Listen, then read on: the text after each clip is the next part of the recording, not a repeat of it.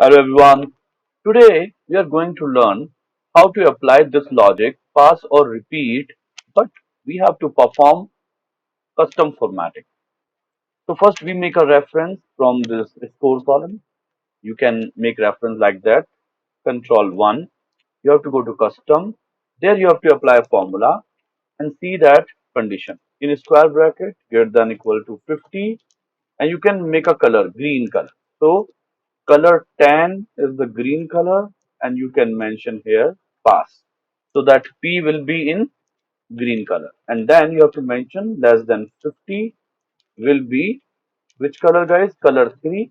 Color 3 will be red, and you can mention here R for repeat, and that's all. We guys achieved it. So this is our custom formatting. If this guy goes 40, automatically it will be repeat. So I hope you found this useful. For more such videos, like, subscribe and share my channel.